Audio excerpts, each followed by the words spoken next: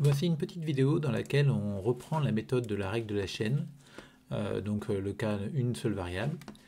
Et donc déjà on commence par reprendre un petit peu le théorème qui est au programme, qui nous dit qu'on va prendre une fonction de classe C1 sur un vers U de RP, une famille de fonctions de classe C1 sur un intervalle I de R, tel que le PUPLE phi1 de T, phi 2 de P, phi P de T appartiennent à U pour tout T dans I. Alors, quand on écrit la fonction qui atteste aussi f de phi 1 de t, f de phi p de t, c'est une fonction de classe C1 sur i, et on a sa dérivée qui s'exprime sous cette forme-là. Alors, le problème de ce théorème, c'est que je trouve qu'il n'est pas forcément très lisible, notamment sur ces fonctions phi qu'on introduit là, et je préfère une autre version, qui est la version suivante. Donc on prend pareil, donc une fonction de classe C1 sur un ouvert U de RP, on prend phi, cette fois-ci juste une fonction de classe C1 sur un intervalle I de R, à valeur dans U. Donc si vous voulez, au lieu de prendre tout un tas de fonctions phi1, phi2, phi p, je prends une seule fonction phi. Et en fait, l'idée, c'est de se dire que les fonctions phi1, phi2, phi p du théorème du cours ne sont rien d'autre que les fonctions coordonnées de ma fonction phi. Donc par exemple, si plus généralement, quand on prend une fonction phi qui va de R dans RP, donc elle va s'écrire sous la forme x associé phi de x, et ce phi de x, je peux le décomposer avec phi1 de x, phi p de x, qui seront les fonctions coordonnées.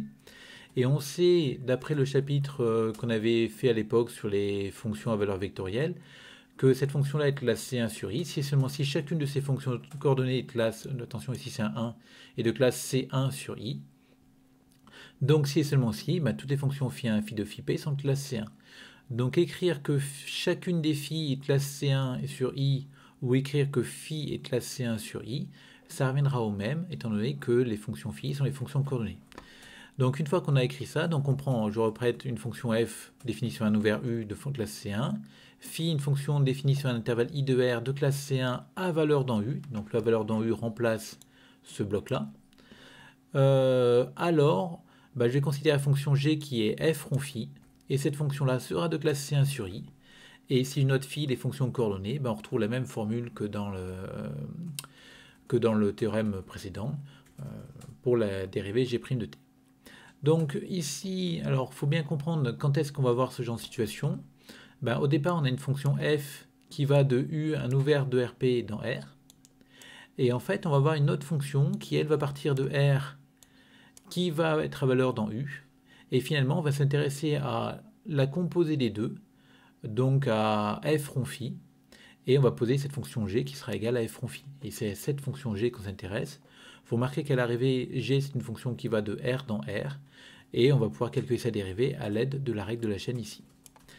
Alors bien sûr, si vous pouvez calculer explicitement g directement, ça n'a absolument aucun intérêt. La règle de la chaîne va être utile dans les situations où on ne connaît pas bien f, mais on connaît ses dérivés, et ça nous permet de retrouver les dérivés de g, et éventuellement du coup qui serait g. Donc voici un exemple d'application de la règle de la chaîne. Donc on prend une fonction de classe C1 sur u, qui est l'ensemble des xy appartenant à R2 tel que x2 plus y2 est plus petit que 3. Donc cet ensemble U, ce que j'ai pris ici, c'est en fait la boule de centre 0, enfin l'origine de centre O et de rayon 3, donc la boule ouverte, j'ai pris un strict ici. Et on ne sait pas grand chose de f, si ce n'est que sa dérivée partielle par rapport à x vaut 3xy, et sa dérivée partielle par rapport à y vaut x plus y. Donc là, on vous demande de montrer que la fonction g qui a t associe f de cosinus t et sinus de t est de classe C1 sur R est donnée à valeur de g' de t. Donc vous voyez que ici, la fonction g, notre problème c'est qu'on ne peut pas la calculer explicitement parce que je ne connais pas explicitement f. F, je ne la connais pas précisément. Donc ce qu'on fait pour ça, donc d'abord on va vérifier que U est bien ouvert. Donc pour ça, il y a deux manières de faire. Soit on reconnaît directement que c'est la boule ouverte de centre O et de rayon, pas 3, mais racine de 3. Donc auquel cas tout va bien. Soit on le fait à la main, c'est-à-dire que encore une fois on essaie de faire apparaître une fonction continue qui doit être positive. Donc là mon U c'est l'ensemble des xy tels que 3 moins x2 moins y2 est strictement positif. Et comme cette fonction est une fonction continue à valeur sur R2 à valeur dans R, cet ensemble-là va bien être un ouvert parce que c'est l'image réciproque de l'intervalle 0 plus infini ouvert par ma fonction, par cette fonction-là. Donc c'est un ouvert. Après, je vais vérifier, je vais poser ma fonction phi, donc cos t sinus t. Donc pourquoi est-ce que je pose ça? Parce qu'on a envie de voir du f de phi de t. Donc phi de t, c'est ce qui est à l'intérieur, ici. Donc je pose cette fonction-là. Elle va bien de R dans R2. Et ma question, c'est est-ce qu'elle va bien dans U? En fait, est-ce que son image est bien incluse dans U? Donc, pour vérifier si son image est incluse dans U, je vérifie si pour tout t, mon couple cos t sinus de t vérifie l'équation qui est donnée ici.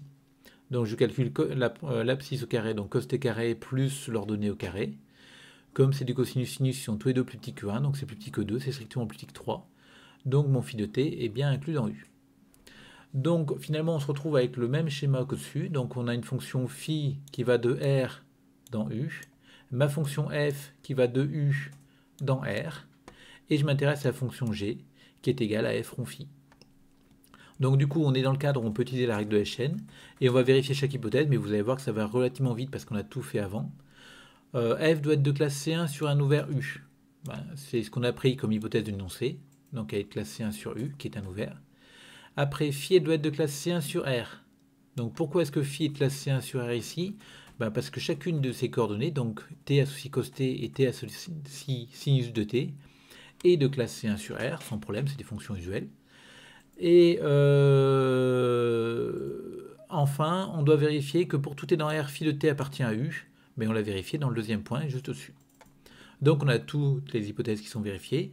La règle de la chaîne me dit alors que ma fonction g, qui est la composée de f et de phi, est de classe C1 sur R. Et pour tout t dans R, j'ai ma formule pour ma dérivée de g. Donc on dérive la première coordonnée, donc cos t, multipliée par la dérivée de f par rapport à x, en cos t sinus t, plus la dérivée de la deuxième coordonnée de la fonction phi, fois la dérivée de f par rapport à sa deuxième coordonnée, donc par rapport à y, en cos t sinus t.